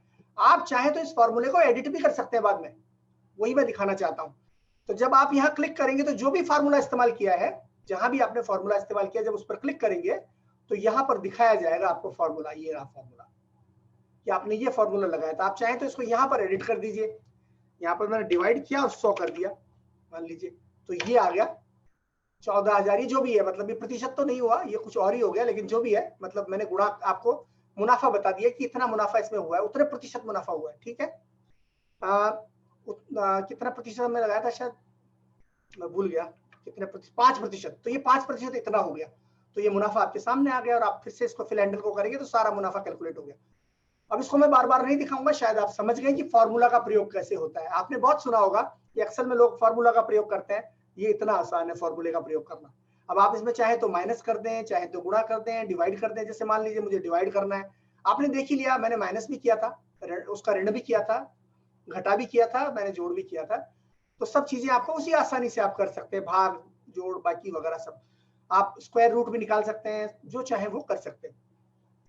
तो ये वो फॉर्मूले, लेकिन फॉर्मूला फिर भी, हालांकि फिल हैंडल की सुविधा मौजूद है इसलिए काफी आसान हो जाता है, लेकिन फिर भी थोड़ा सा श्रम साध्य है, क्योंकि हमें फिर भी मेहनत तो करनी पड़ती है ना। तो बहुत सारे फॉर्मूले एक्सेल में अपने आप ही पहले से मौजूद आते हैं, और उन फॉर्मूलों को हम बोलते हैं फंक्शन। और ये फंक्शन जो होते हैं उनको लिखने का एक तरीका होता है, जिसका प्रयोग हम करके आपको दिखाएंगे। अब मान लीजिए आपको यही सारी चीजें जोड़नी है, या तो आप यहाँ जाकर के यहाँ क्लिक करेंगे और ऑटो सम कर देंगे तो आप जोड़ लेंगे, एक तरीका तो ये हुआ। दूसरा तरीका इन सबको जोड़ने का ये हो सकता है कि आपने यहाँ पर क्लिक किया और यहाँ बराबर का निशान लगाया, और याद रखिएगा ये जो गणनाएं हैं वो दाएं से बाएं, ऊपर से नीचे, किसी भी दिशा में हो सकती है। कोई ऐसा नियम नहीं है कि आप बाएं से दाएं ही करेंगे या दाएं से बाएं ही करेंगे, आपके ऊपर डिपेंड करता है, आप पे निर्भर करता है कि आप कैसे करना चाहते हैं, आप कैसे डिफाइन करेंगे उसको, कैसे बताएंगे कंप्यूटर को। तो मैंने यह मान लीजिए मुझे इसका जोड़ निकालना है, एक तरीका तो ऑटो सम से हो सकता था, दूसरा तरीका मैं बताता हूँ। मैंने यहाँ क्लिक किया और मैं यहाँ पे मान लीजिए जाता हूँ, या यहीं पर मैंने लिखा, ये इसका नाम लिख दिया H2 फिर प्लस H3 प्लस H4 ऐसे लिख दिया। तो एक तरीका वो हो सकता है, जैसे मैंने लिखा H2 plus H3 plus H4। अब आप जानते हैं ना H2 H3 क्या है, ये जो सेल्स हैं, ये जो बॉक्स है, इनका नाम है, ये H2 था, ये H3 था, तो मैंने इनके बीच में प्लस का निशान लगाया और जब एंटर किया, मान लीजिए 3 को चुना, तो ये तीनों का, पहले 3 का ये रिजल्ट आ गया। तो आप कैसे भी गणनाएं कर सकते हैं, लेकिन मान लीजिए सबको करना है, आपको पूरा का पूरा गिनना है, तो कैसे करेंगे? तो मैं आपको एक उसका फॉर्मूला बताता हूं। अब वो जो फॉर्मूला है ये फंक्शन के तरीके से लागू होगा। अब देखते हैं इसको कि कैसे चलेगा फंक्शन। मान लीजिए मैंने यहां पर गया और यहां पर मैंने बराबर का निशान लगाया। अब हम जान रहे हैं फंक्शन, पहले हमने जाना था फॉर्मूला, जिसको हमें खुद लिखना पड़ता है। फंक्शन में थोड़ा सा कम लिखना पड़ेगा अपेक्षाकृत, क्योंकि सिस्टम खुद जानता है।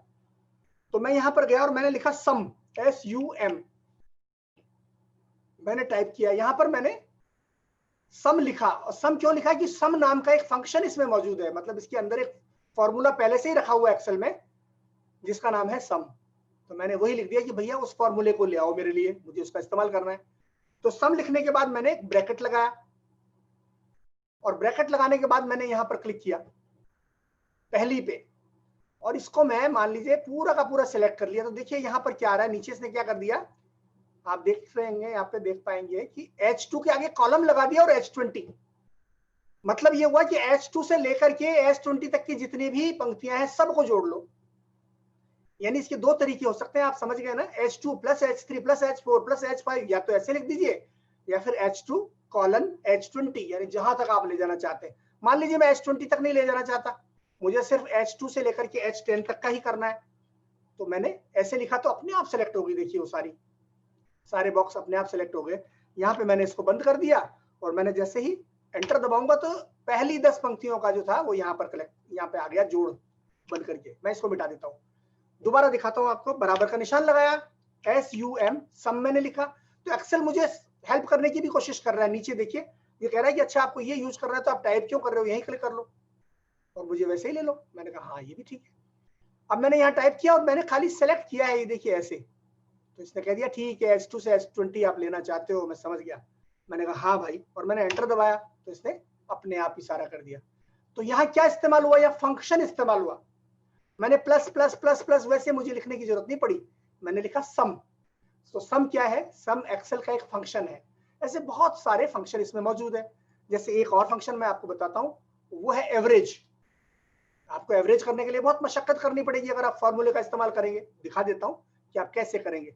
जैसे मान लीजिए मैंने यहाँ पर, ये तो बहुत ज्यादा है, मैं कुछ को यहाँ पर कॉपी कर लेता हूँ। मान लीजिए इन्हीं को मैं कॉपी कर लेता हूँ ताकि आपको ज्यादा आसानी से बता सकूं।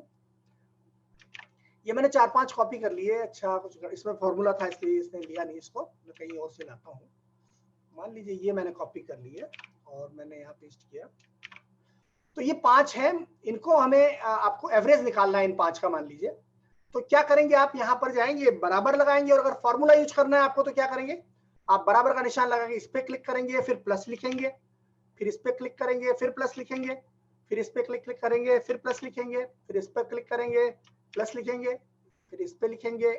ये सब आप करेंगे। और मान फिर इसको चूंकि आपको एवरेज करना है तो ये करके, और आप इसके अंत में यहाँ पर जितने आपकी पंक्तियां थी उससे डिवाइड करेंगे। 5 पंक्तियां है ना टोटल, ऊपर 5 लिए ना हमने, तो 5 से डिवाइड कर दीजिए, 5 का भाग दे दीजिए, तो यहाँ पर आ गया 533, ये इसका एवरेज आ गया। तो एक तरीका तो ये हो सकता है जो कि आप फॉर्मूले के जरिए कर रहे हैं, मैथमेटिकल फॉर्मूला लगा रहे हैं। लेकिन दूसरा तरीका फंक्शन का इस्तेमाल करके आप ज्यादा आसानी से कर सकते हैं। तो कैसे करेंगे? वही बराबर का निशान, चाहे फॉर्मूला हो या फंक्शन हो, दोनों में बराबर का निशान लगता है। आपने बराबर का निशान लगाया और यहाँ पर आप लिखना शुरू करेंगे AVERAGE। तो जैसे ही आपने AV लिखा, देखिए नीचे सेलेक्ट ये सजेशन आ गए, तो मैंने एवरेज को चुन लिया एवरेज को चुन लिया। और अब मुझे कुछ नहीं करना, मैंने यहाँ पहले इस पर क्लिक किया और उसके बाद मैं सबको सिलेक्ट कर देता हूँ ऐसे। तो बाकी काम एक्सेल ने कर दिया। यहाँ पर देखिए, यहाँ लिखा हुआ है, ये तो ढक गया, लेकिन यहाँ लिखा हुआ दिख रहा होगा आपको, एवरेज K1 कॉलन K5। और अब मुझे सिर्फ एंटर दबाना है और एवरेज आ गया। देखा आपने? तो ये क्या है? फंक्शन है। दो तरीके हो गए, आप फॉर्मूला से भी कर सकते हैं, लेकिन आपको मेहनत करनी पड़ेगी। फंक्शन का इस्तेमाल करेंगे तो एक्सेल आपके लिए रिजल्ट तो मैं सबको म्यूट कर रहा हूँ। बालेंदु जी, आप खुद को अनम्यूट कर लीजिएगा। जी ठीक है। तो ये आपने देखा, दोनों चीजें मैंने आपको बता दी हैं कि फॉर्मूला क्या है और फंक्शन क्या है। कुछ और फंक्शन बड़े इंटरेस्टिंग है, बहुत रुचिकर है, वो भी मैं आपको बताना चाहूंगा। अब जैसे मान लीजिए, आपको एक दो तो मैंने बता दिए, एक आध मैं देखता हूँ जो मैंने मेरी लिस्ट में रखे हुए थे, मैं आपको बताना था। सम और एवरेज बता दिया। हाँ, अब मैं आपको दिखाता हूँ कई बार क्या होता है कि मान लीजिए ये राजेश विभाकर है, ये दिल्ली का है। कई बार क्या होता है कि आपने कोई तालिका आपके दफ्तर में आई, उसमें इंडिविजुअल नाम है, एक में है प्रथम नाम, एक कॉलम में लिखा हुआ प्रथम नाम फर्स्ट नेम, दूसरे में लिखा है मिडिल नेम, तीसरे में लिखा है लास्ट नेम, और आपको इनको जोड़कर कहीं पेश करना है। तो फिर आप क्या करेंगे? सबको कॉपी कर करके थोड़ी करेंगे इंडिविजुअली सारे नामों को। तो इसके लिए भी एक फंक्शन है इसमें, और उसको बोलते हैं कंकैटिनेट। जैसे मान लीजिए मुझे फिलहाल तो चूंकि मेरे इसमें नाम जुड़े हुए हैं, लेकिन मैं आपको एक नमूने के तौर पर इन दो को जोड़ देता हूँ, राजेश विभाकर दिल्ली, विदुषी वासने गुजरात, ऐसे आ जाए, मतलब ये कंकैटिनेट हो जाए, मतलब आपस में जुड़ जाए ये जो टेक्स्ट है। तो उसके लिए क्या करेंगे? हम फॉर्मूला लगाएंगे। यहाँ पर मैं जाता हूँ, यहाँ बराबर का निशान लगाया मैंने, मान लीजिए, और मैंने लिखा CON। तो अपने आप इसने कह दिया अच्छा आप कंकैटिनेट करना चाहते हैं। मैंने कहा हाँ। अब इसने कहा कहाँ से, किसको करेंगे? तो उसने कहा टेक्स्ट होगा भैया कंकैटिनेट। मैंने कहा हाँ, टेक्स्ट ही करना है। तो मैंने यहाँ क्लिक कर दिया, तो उसने समझ लिया कि अच्छा A2 है। उसके बाद कॉमा कर दिया मैंने, और फिर ये मैंने दिल्ली को कर दिया और मैंने एंटर दबा दिया। तो देखिए इसने अपने आप ही राजेश विभाकर दिल्ली ये कर दिया। इसने अपने आप उसको कंकैटिनेट एक सिंगल उसमें कर दिया है। देखा आपने? तो अगर अलग अलग नाम होते तो आप इसको ये कर सकते हैं, तो आप इसके बीच में स्पेस भी लगा सकते हैं, आप खुद टाइप भी कर सकते थे उसमें फॉर्मूला में। तो ये हुआ कंकैटिनेट। मतलब फॉर्मूले सिर्फ अंकों पर ही नहीं चलते, टेक्स्ट पर भी चलते हैं। आपका जो टेक्स्ट है एक्सेल का, उस पर भी आप फॉर्मूलों का इस्तेमाल कर सकते हैं। अब एक दिखाता हूं आपको इसी तरह का, बड़ा मजेदार है। मान लीजिए मैंने मेरा नाम इस तरह से लिखा,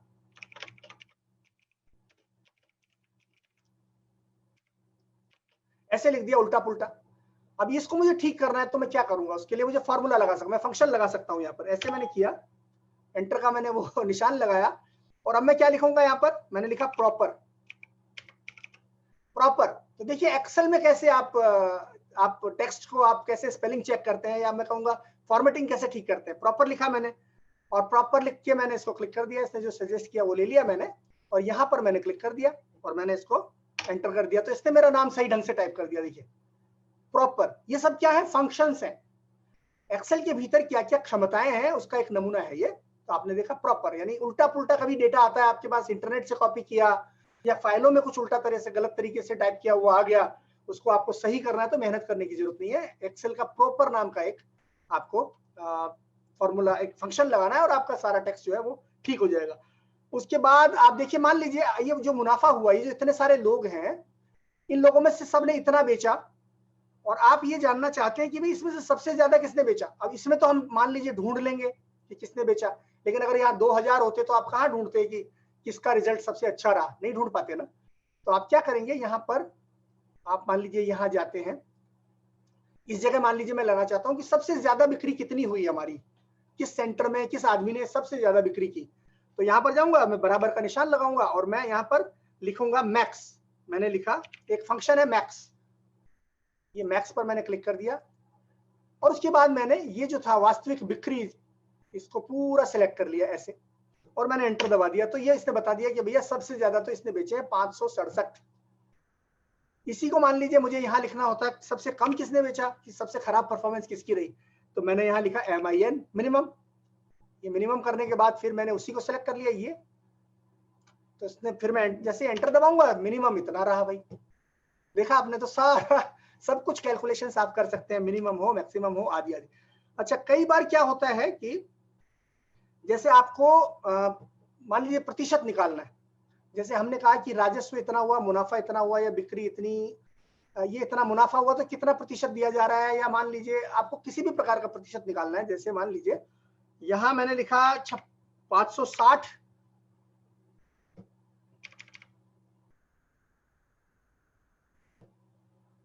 मान लीजिए मैं यहाँ पर लिख देता हूं 50 कर दिया मैंने। इस 50 को मुझे देखना है कि ये कितना प्रतिशत आता है। मान लीजिए मैं इसको कोई एक नियम सा बनाता हूं कि हमने ये कहा था कि भाई सब लोगों को कम से कम जो है आपको 200 बेचने हैं, 200 आपको सॉफ्टवेयर या कंप्यूटर बेचने हैं, ये नियम हमने रखा था मान लीजिए। तो हमको जरूरत पड़ेगी यहाँ पर किस चीज की, परसेंटेज की, कि किस आदमी ने कितने प्रतिशत बिक्री की, है ना। तो ये 200 को मान लीजिए मैंने यहाँ पर ऐसे कर दिया, 200 सबको 200 कॉपी हो गया। और यहाँ पर मैं लाना चाहता हूँ कि कितने प्रतिशत इस व्यक्ति की परफॉर्मेंस रही, तो मैंने बराबर का निशान लगाया। और बराबर का निशान लगाने के बाद में मैं क्या करूंगा, मैंने कहा कि ये डिवाइडेड बाय ये वास्तविक बिक्री, और यहाँ पर मैंने लिख दिया परसेंट। और अब मैंने एंटर दबाया, देखिए ये परसेंटेज निकाल दिया इसने कि 35.27% इसका रहा। उल्टा कर दिया, हालांकि मैंने उल्टा कर दिया, मुझे उल्टा करना चाहिए था करना। 1 मिनट में करता हूं, मुझे ऐसे करना चाहिए था बराबर, और ये जो था ये पहले लाना चाहिए था, और इसमें डिवाइड आपको करना था इससे, और फिर उसके बाद परसेंटेज लगाना था और एंटर करना था। तो इस व्यक्ति की परफॉर्मेंस रही 283%। इसने 283% बिक्री कर दी लक्ष्य की तुलना में। और बाकी लोगों ने देखिए कितनी की, बाकी सबका भी आ गया। तो यहाँ पर हमने क्या किया, हमने प्रतिशत निकाला। प्रतिशत का तरीका बहुत आसान है, आपने डिवाइड किया और आगे परसेंट लगा दिया, फॉर्मूले के आगे परसेंट जोड़ दिया, अपने आप प्रतिशत बन के आ गया। तो ये 2-4 चीजें मैंने आपको बता दी। एक आध और बता दूं क्योंकि समय हमारा लगभग हो गया है। बाकी एक बार और करना पड़ेगा हमें, ऐसा लगता है एक्सेल का। लेकिन एक चीज बता दूं ताकि आपको थोड़ा सा इनसे एक कदम और आगे ले चले हम, ताकि आपको अच्छा लगेगा।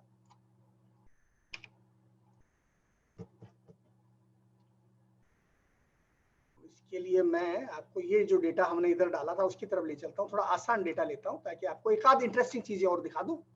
यहां से मान लीजिए हमने इस डेटा को मैं वापस कॉपी करता हूं और इधर ले आता हूं ताकि आपको मैं दिखा सकूं। अधिकतम 5 मिनट में और लूंगा, और उसके बाद फिर लगता है कि एक्सेल का एक हमें और करना पड़ेगा सेशन। तो आपने देखा ये हमारा डेटा था। अब मान लीजिए हमें चार्ट बनाना है ना। या आपको एक और चीज दिखा दूं कि आप कंडीशनल कैसे इसको देखते हैं कि भाई किस व्यक्ति ने कितना किया और तो उसको कितना कमीशन मिलेगा। जैसे मान लीजिए आपने एक शर्त भी रख दी, आपने एक शर्त रख दी कि भाई जिस व्यक्ति का, जैसे हमने अभी कमीशन निकाला था, इनका परसेंटेज निकाला था, और आपने एक शर्त रख दी कंपनी ने,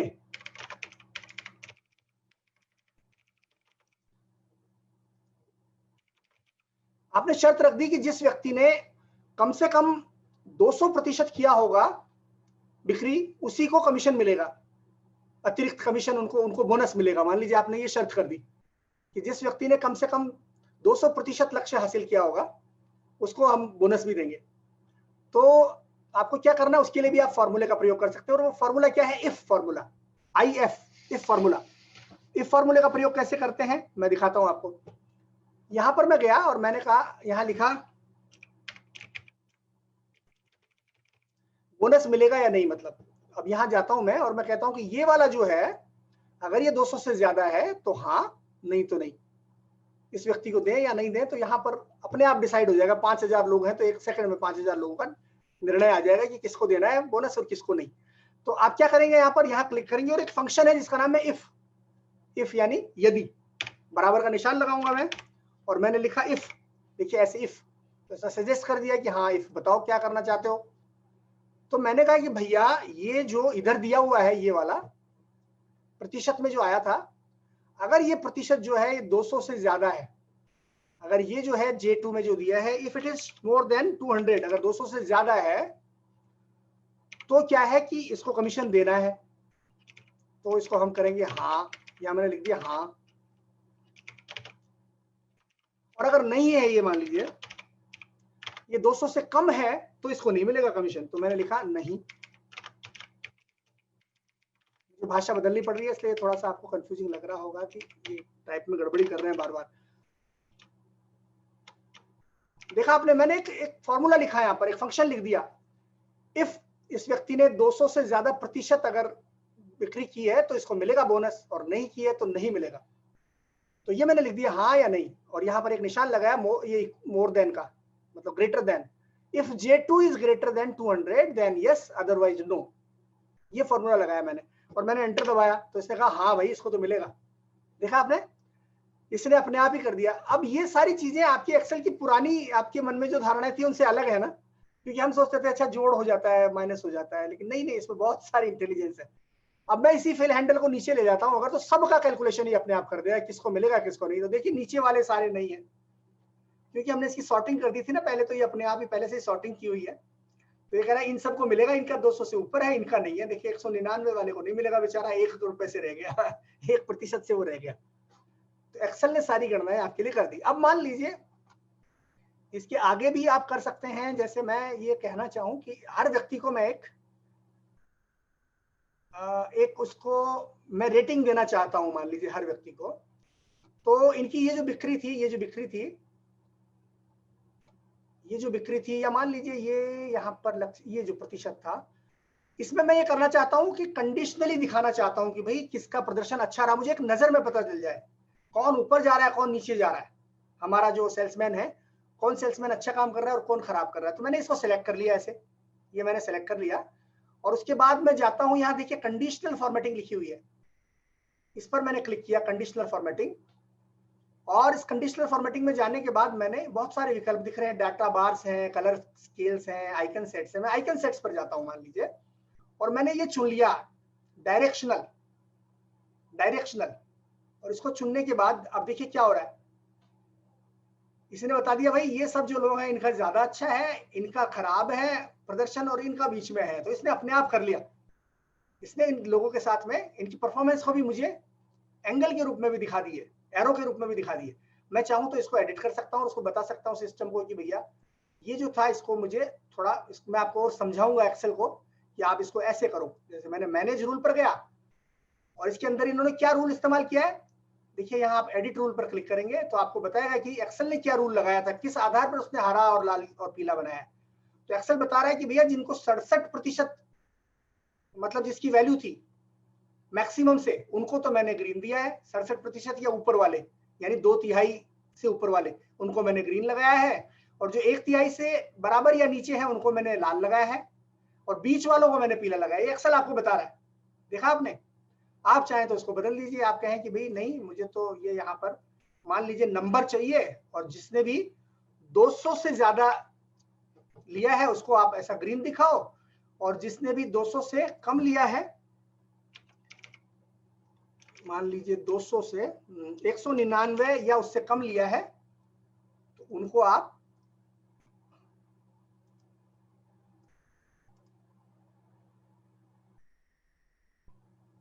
नहीं, इसको आप ठीक है, मैं दोबारा करता हूं, ये कुछ गड़बड़ हुआ।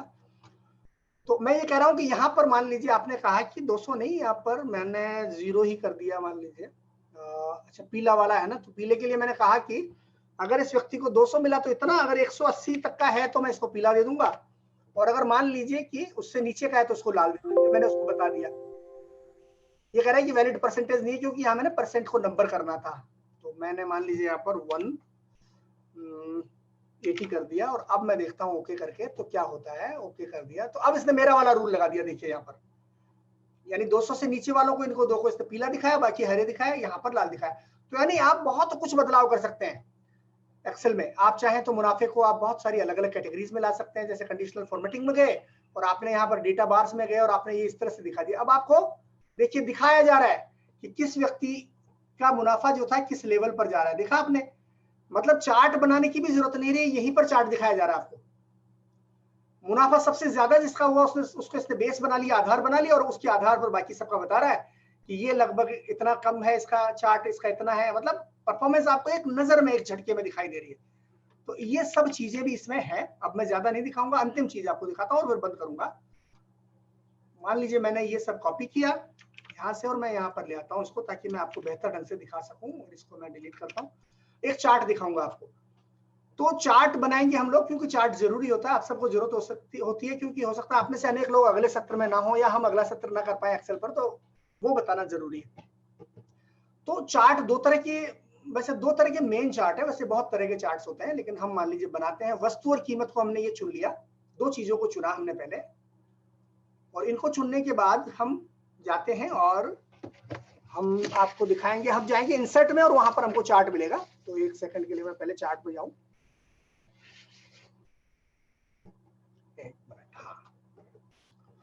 तो मैं चला गया इंसर्ट में, जाता हूं, और इंसर्ट में यहाँ चार्ट्स हैं बहुत सारे। देखिए आपको, आप जो चाहे चार्ट चुन सकते हैं। यहाँ पर चार्ट में रिकमेंडेड चार्ट्स हैं। ये कह रहा है कि मैं खुद आपको रिकमेंड कर रहा हूँ, आप चाहो तो योर ब्राउजर इज जी। तो हमने यहाँ पे इनको दो कॉलम को मैंने सिलेक्ट किया है सिर्फ। इनको सिलेक्ट करने के बाद बस 2-3 मिनट और हैं और उसके बाद बंद करेंगे हम। ये अंतिम चीज दिखा रहा हूं मैं। तो मैंने ये चुना और इसके बाद मैं रिकमेंडेड चार्ट्स में जाऊं तो यहाँ क्लिक करके बहुत सारे चार्ट ये खुद ही मुझे बता रहा है एक्सेल, लेकिन मैं चाहूँ तो खुद अपना चुन सकता हूँ। आप इंसर्ट में गए हैं, इंसर्ट में जाने के बाद आपको यहाँ पर चार्ट दिखाई दे रहे हैं। आपने यहाँ पर अपनी मर्जी का चार्ट चुन लिया। जैसे मान लीजिए मैंने ये 2D कॉलम चुन लिया या 3D कॉलम चुन लिया। काफी अच्छा लग रहा है। देखा आपने, ये चार्ट मेरा बन के आ गया बहुत आसानी से। अब ये चार्ट आप जिसको चाहें दिखा सकते हैं। अब आप इसको आकार कम ज्यादा भी कर सकते हैं। ऐसे आप खींचेंगे तो कम हो जाएगा, बड़ा हो जाएगा। देखा आपने। और इनको आप एडिट भी कर सकते हैं। यहाँ पर डबल क्लिक करिए, यहाँ पर कुछ भी आप चाहे तो लिख सकते हैं। जैसे आपने लिखा परफॉर्मेंस या प्रदर्शन लिख दिया, तो यहाँ पर आप प्रदर्शन लिख दीजिए। चार्ट को आप एडिट भी कर सकते हैं, कोई दिक्कत नहीं है। ये सब आप कर सकते हैं। अब मान लीजिए कि आपने ये जो चार्ट था, आप जब क्लिक करेंगे तो ये दिखा रहा है कि इन दोनों को आपने चुना था। अब मान लीजिए आपको बाद में ध्यान आया कि अरे मुझे तो एक और इसमें ये मुनाफा भी डालना था, तो क्या करेंगे? तो चार्ट को आपको डिलीट करने की जरूरत नहीं है। देखिए ये वाला जो था ना आपका, इसमें ये फिल हैंडल है ना आपका, ये फिल हैंडल बेचारा यहाँ भी काम करेगा। इसको ऐसे ड्रैग करके यहाँ ले जाइए तो देखिए क्या हुआ, अपने आप मुनाफा इसमें ऐड हो गया, जुड़ गया आपका। ठीक है, दोबारा दिखाता हूँ आपको। आपने ये प्रदर्शन पर क्लिक किया, इस चार्ट पर क्लिक किया, तो आपका जो डेटा था वो हाईलाइट हो गया जो इसमें इस्तेमाल हुआ है। और उसके बाद वो जो फिल हैंडल था उसको आपने पकड़ा और इसको ड्रैग कर लिया, तो आपका ये प्रदर्शन जो था इसमें एक और जुड़ गया। मान लीजिए कमीशन भी जोड़ना चाहते हैं तो और ड्रैग कर दीजिए, कमीशन भी आ गया इसमें नीचे छोटा छोटा छोटा। तो ये आपका बन गया। अब इसके बाद आप इसको फॉर्मेटिंग भी करना चाहेंगे, इसको सुंदर भी बना सकते हैं आप। कैसे? जब आप चार्ट को क्लिक करते हैं, जब आप इस चार्ट को क्लिक करते हैं तो अपने आप यहाँ पर डिजाइन नाम का टैब आ जाता है, डिजाइन टैब आ जाता है। इस पर आप यहाँ क्लिक कीजिए और देखिए कई सारे सुंदर डिजाइन यहाँ दिखाए जा रहे हैं। तो इनमें से कोई भी एक चुन लीजिए। जैसे मैंने ये चुन लिया, तो अब देखिए कितना सुंदर हो गया, ज्यादा अच्छा लग रहा है ना। और उसके बाद मैं चाहूँ तो इसके रंग भी बदल सकता हूँ। यहाँ पर चेंज कलर्स पे जाऊंगा और मैं कलर चेंज कर दिया। मैंने मान लीजिए ग्रीन ले लिया या जो भी है, मैं अपना जो चाहूँ कलर चुन सकता हूँ। देखिए कई कलर्स इसमें आपके आ रहे हैं, आप जो चाहें इसमें चुन सकते हैं, जो भी आपको सुंदर लगता हो। तो आपके चार्ट को आप बेहतर से बेहतर, सुंदर से सुंदर इस तरह से बना सकते हैं। आप चाहें तो इसका बैकग्राउंड भी बदल सकते हैं, आप चाहें तो तमाम तरह की चीजें इसमें कर सकते हैं। जैसे आप चेंज कलर्स में जाएंगे तो आपको अनेक विकल्प यहाँ पर दिखाई देंगे जिनका आप इस्तेमाल कर सकते हैं। तो बहरहाल ये आपने देखा। अब एक अंतिम चीज दिखाऊंगा। एक चार्ट आपने देख लिया, इसको बोलते हैं बार चार्ट। ये सबसे ज्यादा इस्तेमाल होता है और बहुत आसान, बहुत सुंदर चार्ट है। इसको मैं हटा देता हूं और आपको बार चार्ट दिखाता हूं। बार चार्ट का मतलब है कि जो आपको गोल चार्ट बनता है, लेकिन गोल चार्ट में और इसमें जो बार चार्ट में फर्क ये है कि बार चार्ट में कई कॉलम हो सकते हैं, लेकिन गोल वाला चार्ट जो है, पाई चार्ट जिसको बोलते हैं, पाई चार्ट बोलेंगे उसको, वो उसमें 2 ही कॉलम होने चाहिए। तो ये 2 कॉलम हमने चुने, कीमत और ये। और उसके बाद हम क्या करेंगे, वही हम जाते हैं मान लीजिए इंसर्ट में, और यहाँ पर चार्ट्स के स्टाइल दिए हुए हैं। इसमें से मैंने यहाँ पर देखा कि यहाँ पर मुझे पाई चार्ट चाहिए, तो वो कहीं पर दिख रहा है क्या? ये रहा 2D पाई, 3D पाई। तो 2D पाई अगर मैं करूंगा तो ऐसा चार्ट बन जाएगा, देखा आपने। और अगर मैं 3D करूंगा तो और सुंदर लगेगा, ऐसा बन जाएगा। और अगर मैं डोनट बनाना चाहूँ, ऐसे भी चार्ट आपने देखेंगे वो इससे बन जाएगा। तो बहुत आसान है तरह तरह के चार्ट्स बनाना एक्सेल के जरिए। और उसको बनाने के बाद जैसे ये बना लिया आपने, तो आप इसको इस पर मान लीजिए आप राइट क्लिक करते हैं तो इसके बहुत सारे आप इसमें बदलाव भी कर सकते हैं। यहाँ पर आपको फॉर्मेटिंग करने के भी ऑप्शंस मिलेंगे, और आप चाहें तो इसको स्क्रीनशॉट ले लीजिए यहाँ से, तो आप इसको फिर बाद में कहीं भी कॉपी कर लीजिए। आप स्निपिंग टूल से स्क्रीनशॉट ले लिया मैंने, और इसको बाद में मैंने मान लीजिए मुझे मेरी वर्ड फाइल में डालना है तो मैं वर्ड में गया और वहां इसको पेस्ट कर लिया। तो ये जितने भी चार्ट आपने बनाए जहां चाहे फिर आप ले जा सकते हैं। तो ये आपस में बहुत आराम से काम करता है। अब मैं आपको जो ये पाई चार्ट दिखा रहा था इस पर दोबारा दिखाऊंगा। मैंने यही 2 कॉलम चुन लिए, अंतिम है ये फीचर। यहाँ मैंने क्लिक किया और मैं गया पाई चार्ट पर। यहाँ पर मैंने 3D पाई चुन लिया। ये 3D पाई चार्ट है। इसको थोड़ा बड़ा करता हूँ ताकि हमें सुंदर दिखाई दे। इसमें ये सुंदर वाला अपने आप आ गया, इस पर मैंने क्लिक किया तो ये और सुंदर हो गया। ठीक है ना, कोई मुश्किल नहीं है ना। 2 को मैंने चुना, जब आप क्लिक करेंगे तो दिखा रहा है इन दोनों को आपने चुना था और आप इंसर्ट में गए थे और पाई चार्ट पर क्लिक किया था, बस इतना सही काम किया। लेकिन अब एक चीज और दिखाता हूँ, थोड़ा सा इसका और इंटरेस्टिंग बनाते हैं। मैंने यहाँ पर क्लिक किया इस चार्ट पर, और उसके बाद इस पर क्लिक किया इंडिविजुअल, जो मेरा ये दिखा रहा है कि भाई अच्छा आपकी होस्टिंग में सबसे ज्यादा पैसे आ रहे हैं, आपकी स्ट्रीमिंग में इतने आ रहे हैं, यहाँ पर वर्ड प्रोसेसर की बिक्री इतनी हो रही है और ऑपरेटिंग सिस्टम की इतनी हो रही है। तो मैंने किसी एक पर क्लिक किया, मान लीजिए इस पर, और इसको डबल क्लिक करके और मैं क्या करूंगा, इसको ड्रैग करूंगा तो देखिए क्या हो रहा है, ये अलग हो गया। आप और भी ज्यादा बेहतर इसको बहुत ही बढ़िया आप रूप दे सकते हैं। मान लीजिए आप दिखाना चाहते हैं, किसी एक चीज को हाईलाइट करना चाहते हैं, तो ये लीजिए, आपने जिसको चाहा आप अलग कर सकते हैं। और फिर इसको आप अपनी पावर पॉइंट में ले जाइए यहाँ से, और आप देखिए कितना सुंदर आप इसको दिखा सकते हैं। जैसे विजुअलाइजेशन आप चाहते हैं वैसे आप कर लीजिए। वाला हूँ, पर वो खुद कह रहे हैं कि खत्म कर रहा हूँ, खत्म। तो ये अंतिम है, अब ये अंतिम है क्योंकि अब समय हमने 15 मिनट अतिरिक्त ले लिया है। उसके साथ मैं समाप्त करता हूँ। बहुत बहुत आपका सबका धन्यवाद, आपने मुझे धैर्यपूर्वक बर्दाश्त किया। मैं आभारी हूँ।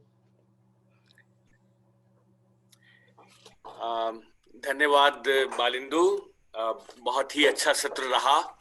लेकिन जैसा कि हम सब जानते हैं, माइक्रोसॉफ्ट एक्सेल में इतने फीचर्स हैं कि उन्हें 1 घंटे में कवर करना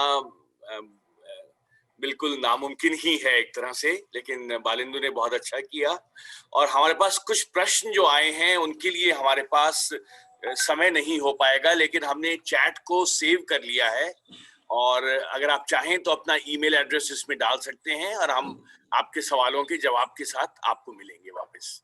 और अब मैं राजेश जी को